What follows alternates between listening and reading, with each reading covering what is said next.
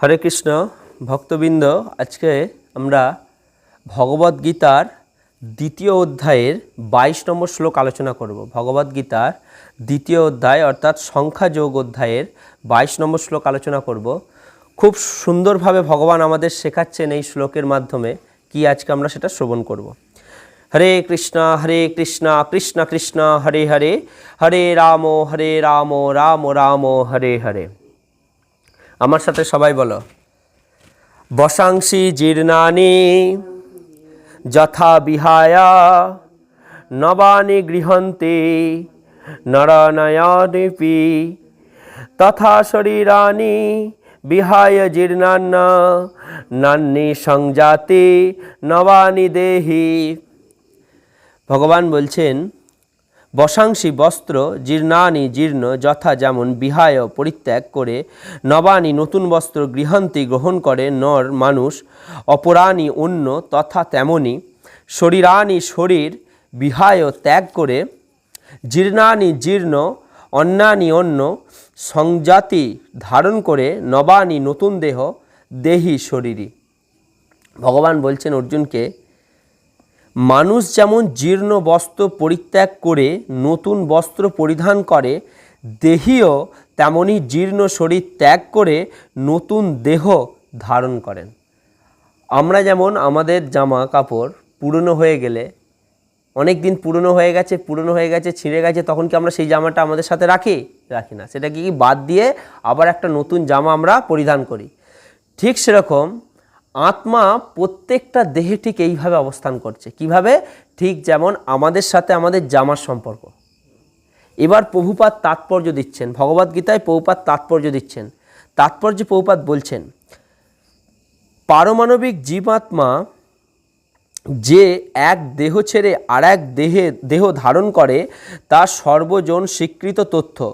তবু আধুনিক যুগের কিছু বৈজ্ঞানিক আত্মার অস্তিত্বে বিশ্বাস করে না, অথচ হৃদয় থেকে কেমন করে শক্তি সঞ্চালিত হয় তা বোঝাতে পারে না। কিন্তু তারাও স্বীকার করতে বাধ্য হয় যে প্রতি মুহূর্তে দেহের পরিবর্তন হচ্ছে এবং এই পরিবর্তনের ফলেই দেহ শৈশব, যৌবন, বার্ধক্য দেখা দেয়। যেমন আজকালকার যুগের ডাক্তাররা আত্মা সম্পর্কে বিশ্বাস করতে চায় না, কিন্তু যখন আমরা শাস্ত্রের দিকে যাই, শাস্ত্রে বলা হচ্ছে আত্মা আছে বলে তবে আমাদের দেহ চলছে, তবে আমাদের এই শরীর এত চাকচিক্য আছে, এত কাজকর্মে লিপ্ত হচ্ছে। যেমন এখানে বলছে শরীরের ক্রমশ বিকাশ হচ্ছে, বৃদ্ধি হচ্ছে।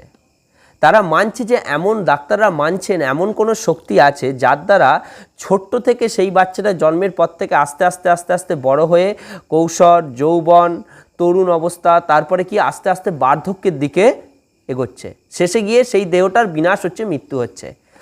তারা স্বীকার করতে চায় না যে এই শরীরে আত্মা কিভাবে কাজ করছে। আত্মা এই শরীরে প্রবেশ করে এখানে বলছেন হৃদয় থেকে কেমন করে শক্তি সঞ্চালিত হয় তা বুঝতে পারে না ডাক্তাররা। তখন বলছেন, শাস্ত্রে বলছেন, কিন্তু তারাও স্বীকার করতে বাধ্য হয় যে প্রতি মুহূর্তে দেহের পরিবর্তন হচ্ছে। প্রতি মুহূর্তে আমি আজ থেকে 5 বছর আগে কেমন ছিলাম, আজকে কেমন আছি, আমার শরীরের আকৃতি বৃদ্ধি পেয়েছে না কমেছে, আমার বয়সটা বাড়লো না কমলো, সব কিছু আমরা অনায়াসে দেখতে পাই। খাবার পরিবর্তন, আমি আজ থেকে 5 বছর আগে কতটা খেতাম, আজকে কতটা খাচ্ছি। আজ থেকে 5 বছর আগে আমার কত পরিচিতি ছিল, আজকে আমার পরিচিতি কেমন। আজ থেকে 5 বছর আগে যাকে আমি বন্ধু ভাবতাম সে আজকে আমার শত্রুও হতে পারে। সব কিছুর পরিবর্তন ঘটছে। কেন? পরিবর্তন সংসারের নিয়ম, আমরা সবাই জানি। পরিবর্তন কী নিয়ম? সংসারের নিয়ম।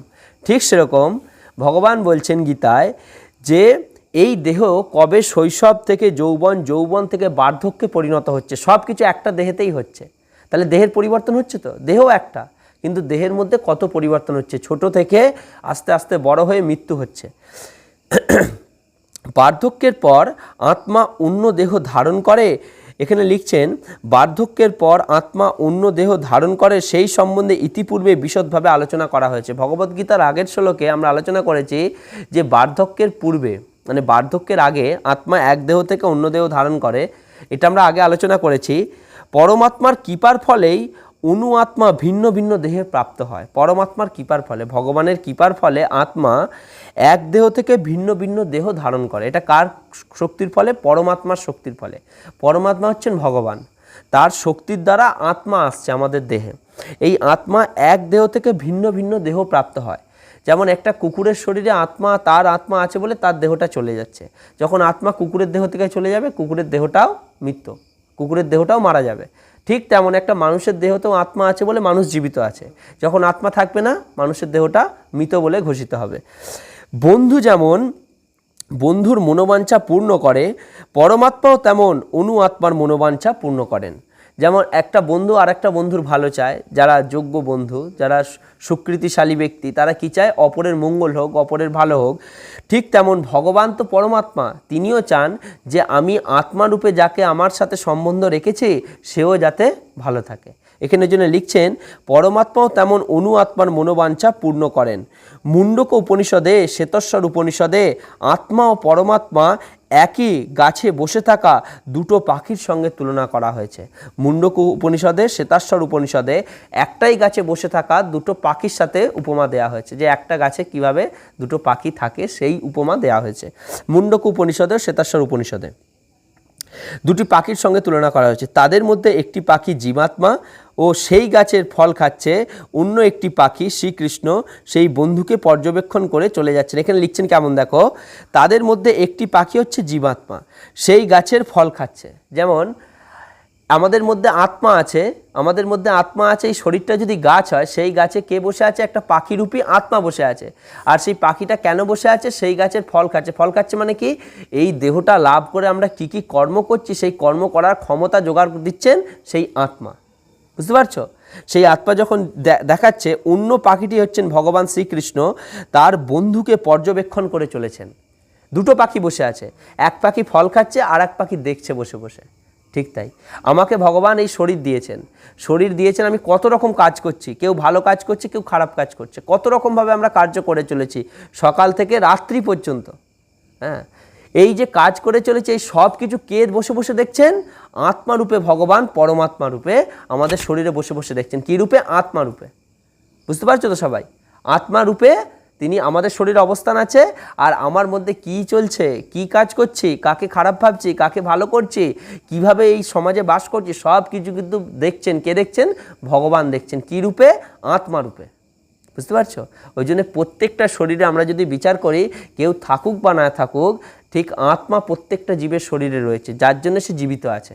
আর তার দ্বারাই তার পাপ পুণ্যের ফল ভগবান অনায়াসে ধরতে পারে, যে তুমি ঠিক কাজ করছো কি ভুল কাজ করছো। ওই জন্য ভগবান বললেন যে একটাই গাছে দুটো পাখি বসে আছে। একটা পাখি হচ্ছে জীবাত্মা, যে সারা দিন কত রকম কাজ করে চলেছে, আবার সেই শরীরে আরেকজন বসে আছে, তিনি হচ্ছেন আত্মা। আত্মা আছে বলে তবে তো সেই গাছটা এত ফল দান করছে। যেমন আমাদের আত্মা আছে বলে তবে আমরা কত কার্য করতে পারছি। এই সব কিছুর প্রমাণ ভগবান বসে বসে দেখতে পাচ্ছেন। এখানে বলছেন, এই দুটি পাখি গুণগতভাবে যদিও এক, তবুও তাদের একজন সেই জড়জাগতিক গাছের ফলে আকর্ষণে আবদ্ধ। দুটো পাখি যদিও এক, এখানে বলছেন তবুও তারা এই সেই জড়জগতের গাছের ফলের আকর্ষণে আবদ্ধ, আর অন্য একজন একান্ত সুহৃদের মতো তার কার্যকলাপ কেবল পর্যবেক্ষণ করে চলেছে। যেমন আমরা কি ভাবি? আমরা জীবিত আছে মানে কি? আমি আর আত্মা এক। আমরা অনেকে ভাবি আত্মার সাথে আমার সম্পর্ক এক, কিন্তু আত্মা আলাদা, শরীর আলাদা। যদি আত্মা শরীর এক হবে, তাহলে মানুষের কখনো মৃত্যু হতো না। কেন? আত্মা তো চিরশাশ্বত, আত্মা চিরনিত্য। আত্মাকে আগুনে পোড়ানো যায় না, আত্মাকে খাওয়ানো যায় না। হ্যাঁ, আত্মাকে শুধু তাই নয়, আত্মাকে দেখাও যায় না। আত্মা এত সূক্ষ্ম, কিন্তু তারপরও আমরা কি গুলিয়ে ফেলি? আত্মা আর শরীর এক, এক না। শরীর একটা আলাদা বস্তু, আত্মা একটা আলাদা বস্তু। যেমন ইলেকট্রিক আছে, আমাদের এখানে লাইট জ্বলছে, এই ল্যাম্পটা যে জ্বলছে, ল্যাম্পটা একটা বস্তু, বা ল্যাম্পের মধ্যে একটা যে তড়িৎ আসছে সেটা একটা বস্তু, দুটো আলাদা। যদি দুটোর মধ্যে একটা থাকে একটা না থাকে, তাহলে কিন্তু ল্যাম্পটা চলবে না। যদি ল্যাম্প থাকে, ইলেকট্রিক না থাকে, তাহলে ল্যাম্প জ্যোতি দেবে না, নামেই ল্যাম্প, কিছু কাজ নয়। আবার যদি ইলেকট্রিক থাকে, ল্যাম্পটা না থাকে, তাহলে সেই ইলেকট্রিকটারও ব্যবহার করা যাবে না। বুঝতে পারছো? ঠিক আমাদের শরীরটা শুধু থাকলে হবে না, আত্মা থাকতে হবে। আবার আত্মা থাকলেও হবে না, শরীরটা থাকতে হবে। দুটোকে দুজনের ওপর নির্ভরশীল, কিন্তু দুটো এক নয়, দুটো আলাদা। বুঝতে পারলে? এখানে বলছেন, আর অন্যজন একান্ত সুহৃদের মতো তার কার্যকলাপ কেবল পর্যবেক্ষণ করে চলেছে। একজন আমাদের শরীরে প্রবেশ করে, আত্মা আমাদের দেহটায় প্রবেশ করে সে কার্য করে চলেছে, আর ভগবান এই দেহটা কার্য করে চলেছে, ভগবান আত্মারূপে সেই দেহের দ্বারা কি কি কার্য হচ্ছে সেটা পরিচালনা করে চলেছেন, সেটা দেখে দেখে চলেছেন। শ্রীকৃষ্ণ হচ্ছেন সাক্ষীরূপ পাখি। এখানে শব্দ কি ব্যবহার করা হচ্ছে? শ্রীকৃষ্ণ হচ্ছেন সাক্ষীরূপ পাখি। আমরা কথায় কথায় বলি মানুষকে, আমি যে এই খারাপ কাজটা করেছি এর সাক্ষী কী আছে, এর প্রমাণ কী আছে, আমরা কথায় বলি। হ্যাঁ, যে আমি চুরি করেছি এর প্রমাণ কী আছে, আমি ওকে খারাপ ভাষা বলেছি এর প্রমাণ কী আছে, আমি ওই লোককে মারধর করেছি এর প্রমাণ কী আছে। তখনও আমরাও ঠিক এরকম কথা যদি মৃত্যুর পর যদি পাপের দ্বারা যমলোকে যাই, যমরাজকে যদি বলি, হে যমরাজ, আমি যে খারাপ কাজ করে এখানে এসেছি তার প্রমাণ কী আছে। হ্যাঁ, আমরা যদি যমরাজকে প্রশ্ন করি, হ্যাঁ, যে হে যমরাজ, আপনি যেটা বলছেন যে আমি পাপ কাজ করেছি, খারাপ কাজ করেছি, সব কিছু আমি মানছি, কিন্তু তার প্রমাণ কী আছে? তখন ভগবান বলবেন যে দেখো, আমি হচ্ছি পরমাত্মা, আর আমার থেকে অসংখ্য আত্মা আছে, আর সেই আত্মা তোমার শরীরে ছিল, এবং সেই শরীরে আত্মা থাকা মানে তুমি জীবিত ছিলে, আর জীবিত থাকাকালীন যা যা কাজ করেছো সব কিন্তু আমি তোমার হৃদয়ে বসেই দর্শন করেছি, তাই আমার থেকে বড় সাক্ষী তুমি কোথায় পাবে? বুঝতে পারছো? তাই গীতায় প্রভুপাদ বলছেন ভগবান হচ্ছেন সাক্ষীরূপ পাখি, যে বসে বসে সব কিছু কার্যকলাপ দেখছে আমাদের শরীরে বসেই। বুঝতে পারছো? ওই জন্য বলছেন ভগবান হচ্ছেন সাক্ষীরূপ পাখি, আর অর্জুন হচ্ছে ফল আহারে রত পাখি। অর্জুন কী রত পাখি? ফল আহারে রত পাখি। আমাদেরকে এবার প্রশ্ন বিচার করতে হবে, ফল আহারে রত। আমরা প্রত্যেকটা কর্ম করে চলেছি, বিভিন্ন ধরনের কর্ম করছি, সব কর্ম করছি কেন? এই কর্মের দ্বারা আমরা ফল লাভ করছি, এই ফলটা পাওয়ার জন্য আমি কাজ করছি কেন? অর্থ ইনকামের জন্য, অর্থ ইনকামের জন্য কাজ করছি। হ্যাঁ, ভালো খাচ্ছি কেন? এই শরীরটাকে সুস্থ রাখবো বলে। ভালো জামা কাপড় পরছি কেন? যার দ্বারা আমাকে দেখতে সৌন্দর্য হবে। সব কিছুর পেছনে একটা কারণ থাকে। এই সব কিছু কারণের করার জন্যই আমরা এই জগৎ সংসারে কাজ করে চলেছি, কার্য ছাড়া কারণ হয় না। তখন বলছে এই কার্য যদি সঠিক পথে হয়, ভগবান তোমার সাক্ষীর খাতায় কী লিখবে? সব তোমার ঠিক আছে। এই সব কিছু কার্য যদি বেঠিক পথে হয়, কে সাক্ষী দেবেন? তখন ভগবান দেবেন সাক্ষী। কারণ ভগবানের সুন্দর লীলা আছে, আমরা দেখেছি সাক্ষী গোপাল লীলা, গোপাল পর্যন্ত সাক্ষী দিয়েছিলেন সেই ব্রাহ্মণের হয়ে, এত সুন্দর লীলা। ভগবান সবাইকে সাক্ষী রূপে স্বীকার করেন, ওই জন্য ভগবান হচ্ছেন সাক্ষীরূপ পাখি। তাহলে এই বলছেন তবুও একজন হচ্ছেন প্রভু, অন্যজন হচ্ছেন ভৃত্য। অর্জুন কী রত পাখি? ফল আহার রত পাখি। যদিও তারা একে অপরের বন্ধু, একে অপরের বন্ধু, যদিও তারা একে অপরের বন্ধু, তবুও তাদের একজন হচ্ছেন প্রভু, অন্য আরেকজন হচ্ছে তার ভৃত্য। ভৃত্য মানে দাস। যদিও তারা একই, যেমন আমরা যদি প্রশ্ন করি যে দেহের সাথে আত্মার সম্পর্ক কী, কেউ ভাববে একই, আবার কেউ ভাববে দুটো আলাদা। যদিও আমরা বিচার করি দেহ আছে মানে কি আত্মা তার মধ্যে আছে, দেহ যদি না থাকে আত্মার কোনো গুণ নেই, এরকম আমরা ভাবি। ঠিক সেরকম এখানে বলছেন অর্জুন হচ্ছেন কি ভৃত্য, আর ভগবান শ্রীকৃষ্ণ হচ্ছেন অর্জুনের প্রভু। দুটো আলাদা বস্তু, এক হতে পারে না। মালিক আর কর্মচারী কখনো এক হতে পারে না, দুটো আলাদা বস্তু। জীবাত্মা ও পরমাত্মার সঙ্গে তার এই সম্পর্কের কথা ভুলে যাবার ফলেই এক গাছ থেকে আর এক গাছে, অর্থাৎ এক দেহ থেকে সে আর এক দেহে ঘুরে বেড়ায়। পাখি যেমন এক গাছে ফল খেয়ে আবার একটা গাছে উড়ে গিয়ে বসে, ঠিক সেরকম আমরা ভগবানের সাথে আমাদের সম্পর্ক ভুলে যাবার ফলে আমরা কি করি? এক দেহতে আমাদের মন ভরে না, আবার এমন আমরা কর্ম করি যার জন্য ভগবান আমাদের আবার দ্বিতীয় দেহ দান করেন। বুঝতে পারলে? আবার একটা দেহ দান করে, সেটা মানুষের দেহ নাও হতে পারে, একটা পশুর দেহ হতে পারে, আবার পশুর দেহ নাও হতে পারে, আবার বৃক্ষ দেহ হতে পারে। বিভিন্ন দেহ আমরা লাভ করি, কিসের দ্বারা? আমাদের কর্ম অনুযায়ী আমাদের দেহ লাভ হয়। ওই জন্য এখানে বলছেন এক পাখি যেমন এক গাছ থেকে আর এক গাছে গিয়ে বসে ঘুরে বেড়ায়, ঠিক সেরকম এই জড়দেহরূপ বৃক্ষে জীবাত্মা কঠোর সংগ্রাম করে চলেছে। এই জড়দেহরূপ বৃক্ষে জীবাত্মা কঠোর সংগ্রাম করে চলেছে, কিন্তু যে মুহূর্তে সে অন্য পাখিটিকে পরম গুণ রূপে গ্রহণ করতে সম্মত হয়, যেভাবে অর্জুন শ্রীকৃষ্ণের উপদেশ লাভের জন্য স্বতঃস্ফূর্তভাবে তার কাছে আত্মসমর্পণ করতে সম্মত হয়েছিলেন। যখন আমাদের মধ্যে এই ভাবটা আসবে যে মানব জীবন লাভ করে এই জীবনটাই আমার শেষ জীবন, এটা যদি আমরা ভাবি যে এই জীবনের পরে আমি আর জীবন চাই না, এই সংসারে আসতে চাই না, এই পৃথিবীতে আসতে চাই না, তাহলে কি করতে হবে? একমাত্র গুরুর কাছ থেকে যোগ্য জ্ঞান গ্রহণ করার মাধ্যমে আমাদের যে মায়ার পর্দা, ওং অজ্ঞানম তিমিরন্ধস্য, মায়ার যে পর্দা, সেটা সরে গিয়ে দিব্য জ্ঞানের আলোতে আমরা প্রবেশ করতে পারবো। আর তখনই জানতে পারবো যে কি করলে দ্বিতীয়বার আর দেহর লাভ করতে না পারা যায়, কি করলে কি এমন কার্য করলে আর দ্বিতীয়বার এই জগতে আসতে হবে না, সেটা আমরা জানতে পারি অনায়াসে। আর সেই মতো কার্য করে, যেমন অর্জুন কত মায়ার দ্বারা গ্রস্ত হয়ে, ভগবদ্গীতা আমরা দেখতে পাই অর্জুন কত মায়ার জালে জড়িয়েছিলেন, কিন্তু ভগবান যখন আস্তে আস্তে উপদেশ করছেন তখন কি বলছেন, অর্জুন শ্রীকৃষ্ণের উপদেশ লাভ করার জন্য স্বতঃস্ফূর্তভাবে তার কাছে আত্মসমর্পণ করতে সম্মত হয়েছিলেন, আত্মসমর্পণ করলেন যে গুরুদেব আমি তোমার কাছে আত্মসমর্পণ করছি, কেন, কারণ তুমি ছাড়া আমাকে কেউ উদ্ধার করতে পারে না। যেমন অর্জুন, যে আমার এত দাদা আছে, এত বলশালী পরাক্রমশালী ভাইরা আছে, তারা আমাকে কেউ উদ্ধার করতে পারবে না এই মোহর জাল থেকে, এই মায়ার জাল থেকে। কে উদ্ধার করতে পারবে? একমাত্র কৃষ্ণ। ওই জন্য কি কৃষ্ণের কাছে স্বতঃস্ফূর্তভাবে তার কাছে আত্মসমর্পণ করতে সম্মত হয়েছিলেন অর্জুন। তৎক্ষণাৎ অধীন পাখিটির সমস্ত শোক থেকে মুক্ত হয়। তৎক্ষণাৎ, অধীন পাখিটি, তৎক্ষণাৎ মানে কি সঙ্গে সঙ্গে, ঠিক তেমন আমাদেরই যখন আমরা জানতে পারছি যে কৃষ্ণ ছাড়া আমাদের আর কোনো উপায় নেই, কোনো গতি নেই, তখন কি আমরা সব কিছু ভুলে গিয়ে যখন কৃষ্ণের শরণ গ্রহণ করি, তৎক্ষণাৎ সে তখন থেকে মুক্তির পথ পেয়ে যায়, মুক্তির পথ লাভের পথ তার কাছে মুক্ত হয়ে যায়, আর সে সেই পথে হাঁটতে থাকে।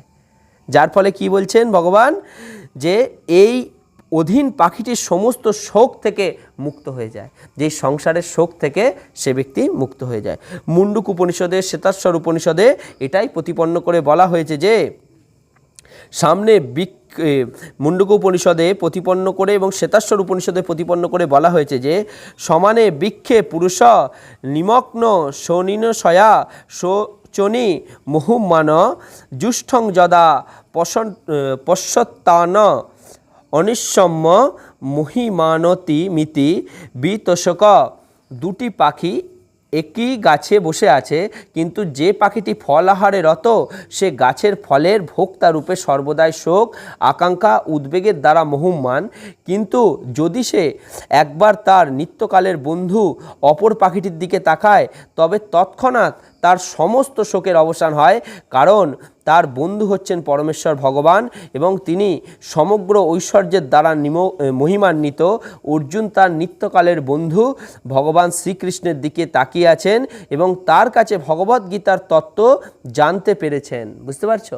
যখন আমরা ভগবানের দিকে দর্শন করি তখন জানতে পারি যে আমার নিত্যকালের বন্ধু একমাত্র ভগবান, যেমন অর্জুন করেছিলেন।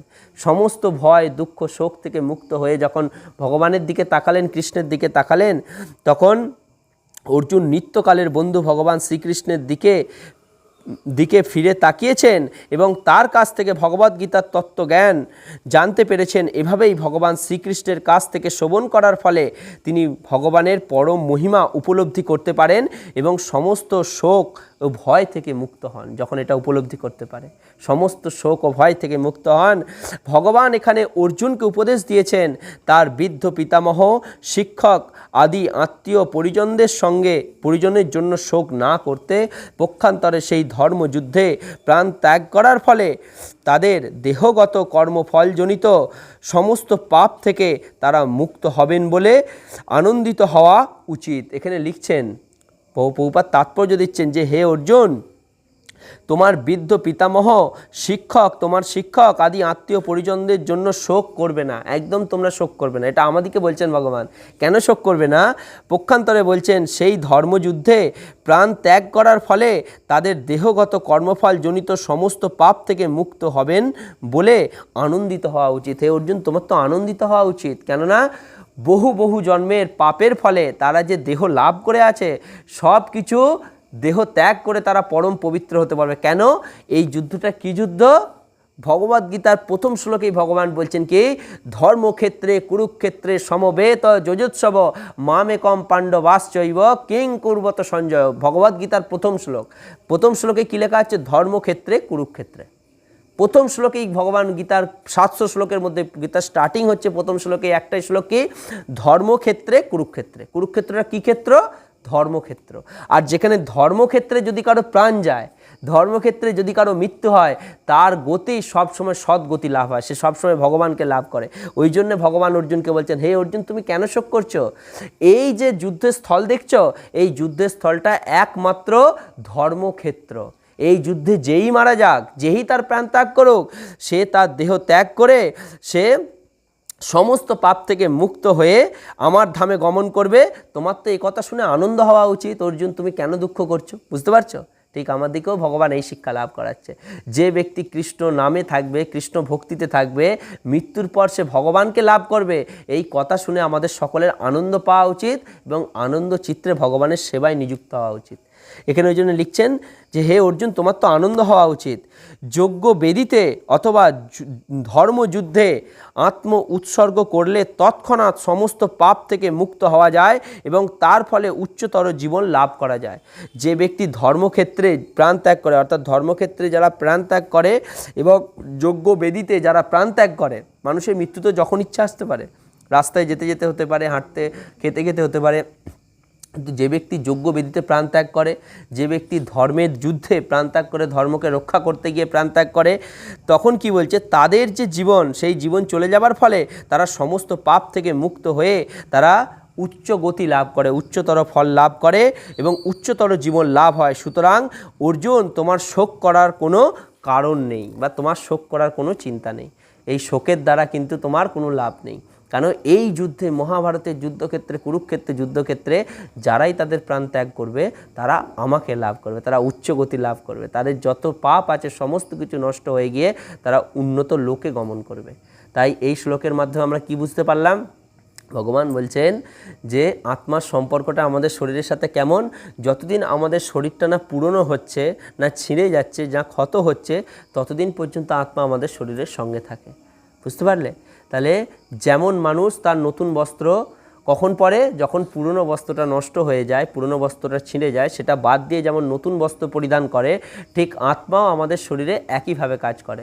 কারো শরীরে আত্মা 70 বছর থাকে, 70 বছরের মাথায় দেহত্যাগ হয়, কারো 100 বছর থাকে, আবার কারো 10 বছর থাকে, আবার কারো মাতৃগর্ভেই তার প্রাণ ত্যাগ হয়ে যায়।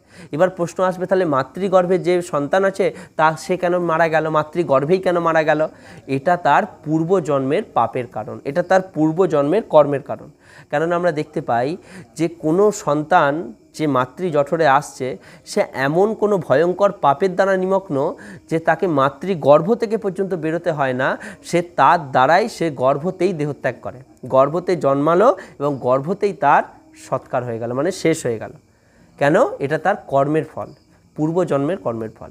কীরকম কর্মের ফল? ধরে নাও কোনো ব্যক্তি যদি এই জগতে আসে, কোনো ব্যক্তির বয়স যদি 10 বছরের মাথায় মৃত্যু হয়, তাহলে তার জামাটার বয়স কত হবে? ঠিক 10 বছর। কেন? তার আয়ুষ্কাল হচ্ছে 10 বছর, তার কর্ম অনুযায়ী তার আয়ুষ্কাল হয়। এখনকার দিনে আমরা দেখতে পাই, বৃন্দাবনে গেলে বিশেষ করে, বৃন্দাবনে এমন এমন সাধু মহারাজরা আছেন যাদের আয়ুষ্কাল 120 বছর, 110 বছর, ঠিক করে হাঁটতে পর্যন্ত পারে না, আজও পর্যন্ত তারা জীবিত আছে। তাদের পূর্বজন্মের সুকৃতির ফল। আর যারা খুব অল্প আয়ু, যাদের খুব অল্প আয়ু, কোনো দুর্ঘটনার দ্বারা, কোনো যাই হোক কারণে মৃত্যু হয়, তাদের আয়ুষ্কাল কম, এই কারণেই তাদের কর্মফল ততটা উন্নত নয়। তাই এই শ্লোক থেকে আমরা বুঝতে পারলাম যে আত্মার সাথে আমাদের সম্পর্ক কী, ভগবানের সাথে আমাদের সম্পর্ক কী। ভগবান সব কিছু আমাদের দেখছেন এই শরীরে আত্মারূপে, আমি কি কার্য করছি, কোনটা ভালো করছি, কোনটা খারাপ করছি। তাই সকল ভক্তবৃন্দ, সবার কাছে আমার একটাই প্রার্থনা, সবাই ভগবান শ্রীকৃষ্ণের ভক্তিতে নিযুক্ত হও আর এই সম্বন্ধে জানো যে আত্মার সাথে আমাদের সম্পর্ক কী, সেই অনুযায়ী কার্য করো। হরে কৃষ্ণ কৃষ্ণ কৃষ্ণ হরে হরে, হরে রাম রাম রাম হরে হরে। শ্রীমৎ ভগবদ গীতা কে, জগদ্গুরু শীল প্রভুপাদ কে, নিতাই গৌর প্রেমানন্দে। হরি বল, হরি বল।